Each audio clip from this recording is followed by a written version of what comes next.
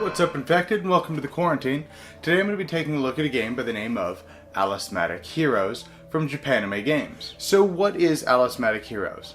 Well, thematically, the Nothingness has come and attacked Wonderland, and the Queen of Hearts, in an attempt to save Wonderland and rebuild it, has summoned Alice. But by mistake, she's actually summoned a bunch of different Alices.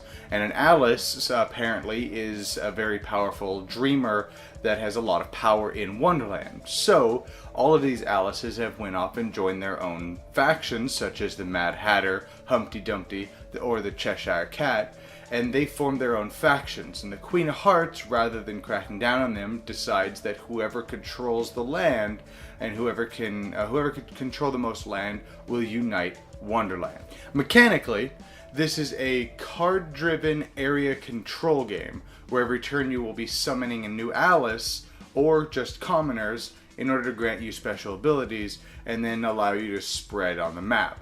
So let's just go over to how the game's played. In a game of Alicematic Heroes, the players are going to take control of one of the 5 factions. As you see here, we have set out the Queen of Hearts, but you also have the Mad Hatter, the Cheshire Cat, Humpty Dumpty, and the Hare. Once you've set up the game according to the number of players, each player is going to claim 2 cities, one at a time, starting with the starting player, going to the last player, and then in reverse order, so the starting player will choose their last city. Taking a closer look at one of the tiles, the center space is the city space, and then all of the spaces around it are the surrounding territories. Now, when you claim a city, you're going to place your marker on it, keeping in mind that each city has a limited number of players that are allowed to claim that city. Territories can only have one person claim them. Now, when we look at a tile, the number that is on the tile is the number of attack value you need in order to claim this space. So, I don't need anything at all to claim this yellow, but I need at least 1 attack power to claim this tile. A player's turn is broken into 2 stages. You have the politics phase, which have to do with these 5 down here, where you'll play Alices from your hand on top of their appropriate color.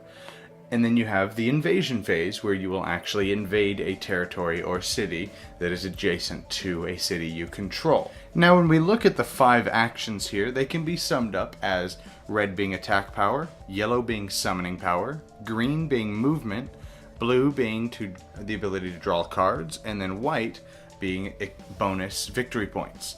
Now, on your turn, during your political phase, you're going to look at an Alice, and the top left corner is the amount of summoning power that you need. So in this case, I need no summoning power.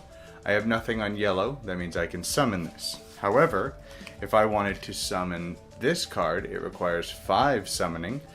I would need 5 cards on top of my summoning. Same thing goes with my attack power and my movement, which I'll get to. So on your politics phase, you will summon a card that you're allowed to, and you'll summon it on top of its appropriate color. So for instance, I would summon this here, or I would summon this on top of its green card.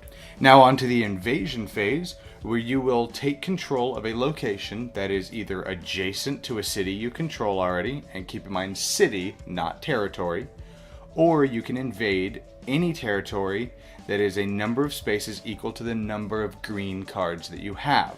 So for example, if I had 2 green cards on top of my green action here, I can invade anything that is 2 spaces away from a city I already control. It does not have to be adjacent to anything. Which leads us back to the red card here during the politics phase. Now, if I would have been able to summon this card here, I would have an attack power of 2 with a summoning of 0 with a movement of 1.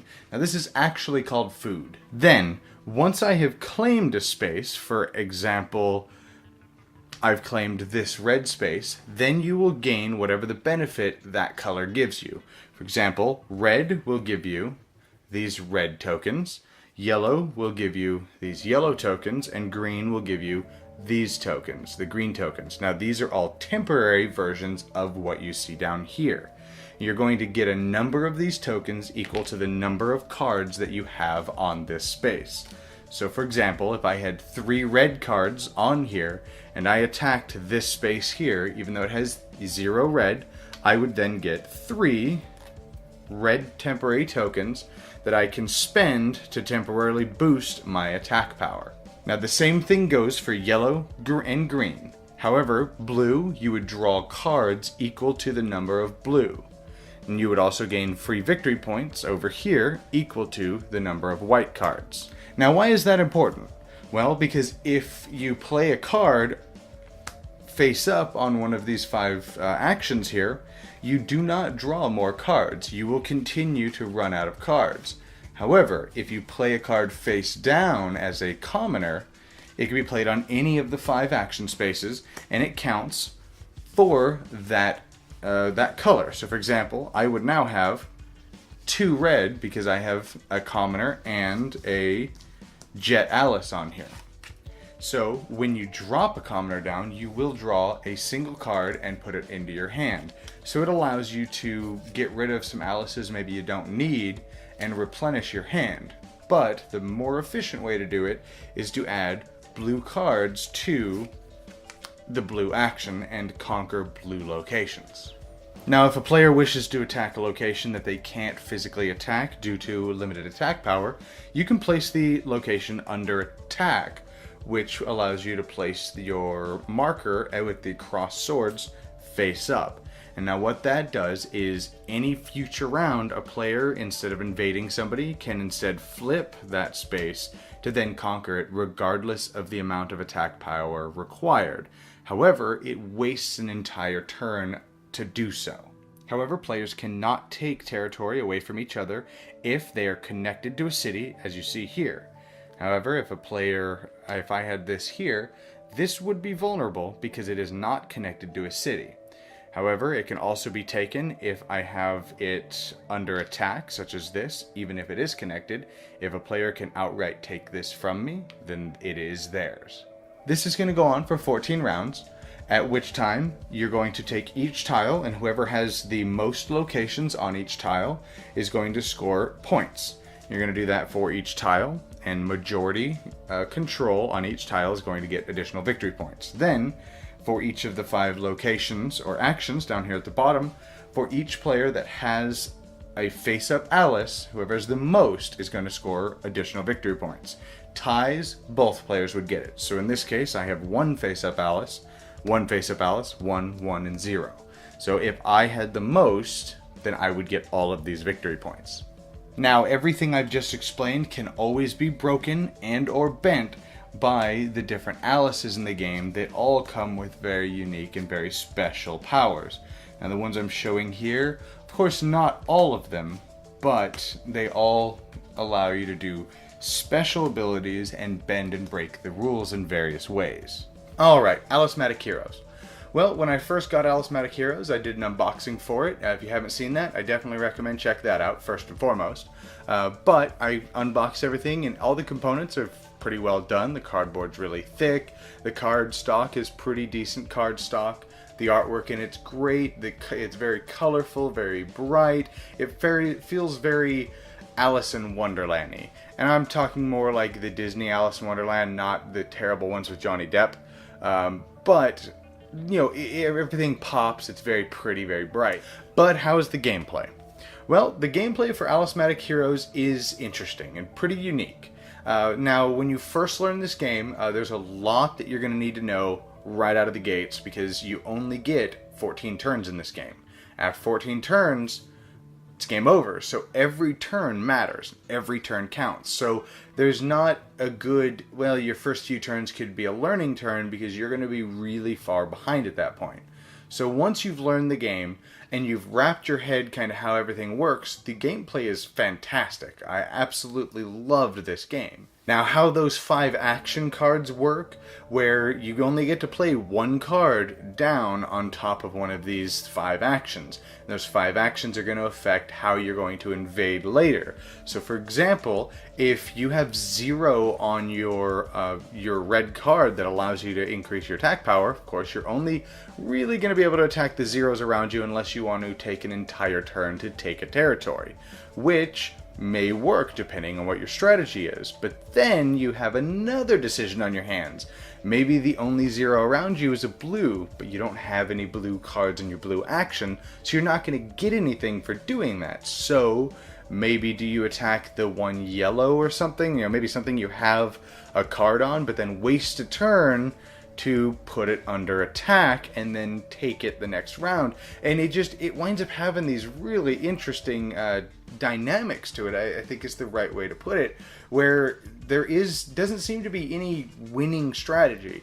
Most of the strategies we found seem to be pretty valid. Do you draw a ton of cards into your hand, stack a few on blue, attack a bunch of blue territories around you, stack your hand, hope you get a really good Alice, pump up, put a couple maybe yellow things on there, attack a couple yellow spaces, get a bunch of yellow tokens to then summon a giant demon Alice. Now you can take territories from people, even if they're connected to their city. Do you try to get your high cost green out, so now you can attack from any territory instead of just a city? So you just wind up having these really cool strategies and systems that all play off each other, and that's really, really cool. However, the game does have a few flaws. The biggest one being, to be honest, is probably the learning curve. The learning curve of the game, you have to dump truck everything on the people who are playing in order for them to really understand, because again, 14 turns, while maybe sounds like a lot, is not a lot of turns, and you can't really afford to screw one turn over, or 1 or 2 turns to learn, kind of what you're doing. So you do have to dump truck a lot of information on anybody who is new to playing the game.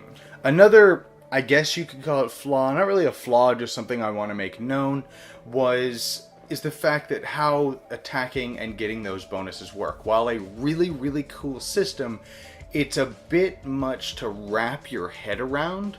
And so when you're dropping these cards, okay, I'm going to summon this card, I'm going to put it down on this yellow, but now I'm attacking, and when I attack, I get tokens equal to the number of cards that are on here, or maybe I draw cards equal to the number of cards on here. And it doesn't sound like much, but while you're learning it and you're playing it, it can be a bit much to wrap your head around at times. And it makes you really have to strategize far down the road. Now, I love that.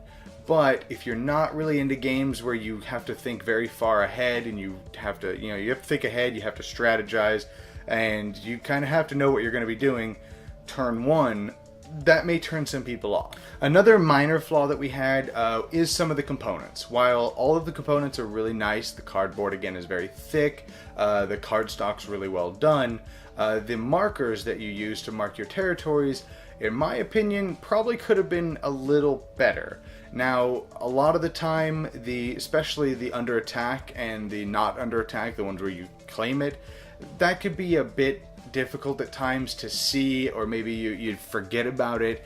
I would have liked to see maybe even just a different token, or I don't know, maybe make the outside just something that, I don't know, pops. I don't really know what they could have done, but something that pops a little better, makes it easier to see. I mean, it's not super bad, that's why I'm putting it as a minor flaw, but it is an issue that we did have. And then lastly, which this is also a potential flaw for some people, I don't mind it, is the game is huge on endgame scoring. So if you're like, for example, my brother hates any game that has endgame scoring. You could have this great game, you think everything's going good, and you find out you lose at the last, during the endgame scoring. This game is 100%, well, 99% endgame scoring.